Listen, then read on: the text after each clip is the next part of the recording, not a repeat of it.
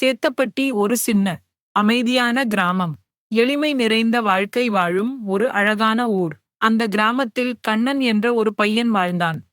அவன் 5ஆம் வகுப்பு படித்தான். அவன் அம்மா வேலைக்கு செல்வாள். அதனால் பாட்டிதான் அவனை அன்பாக கவனித்தாள். ரேவதி என்ற அவன் தோழியுடன் தினமும் பள்ளிக்குச் நடந்து செல்வான். சிரித்து பேசிக்கொண்டே அவர்கள் பாதையை கடப்பார்கள். ஒரு நாள் பாட்டி ஒரு சிறிய விதை பையை அவனிடம் கொடுத்தாள். இதைத் தோட்டத்தில் நட்டுப்பாரு என்றாள். ரேவதியுடன் சேர்ந்து மண்ணை தோண்டி விதையை வைத்தான். மண்ணால் மெதுவாக மூடி தண்ணீர் ஊற்றினான். மறுநாள் ஓடி வந்து பார்த்தான், எதுவும் இல்லை. ஆனால் கண்ணன் காத்திருக்க தெரிந்தவன். அவன் தினமும் அன்புடன் தண்ணீர் ஊற்றினான். சில நாள்கள் கடந்த பின் ஒரு மென்மையான தளிர் மண்ணை துளைத்து வெளியில் வந்தது. கண்ணன் அந்த செடியோடு பேசுவான்.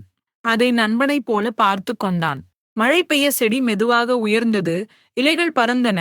சில நாளில் தக்காளி காய்கள் கிளைகளில் சிவந்து மலர்ந்தது. கண்ணன் எல்லாவற்றையும் பறிக்கவில்லை, பாதி மட்டும் வைத்து கொண்டான். மீதியை அயலாருக்கும் ரேவதிக்கும் கொடுத்தான். அடுத்த நாள் அயலார் காய்கறி கொண்டு வந்தார்.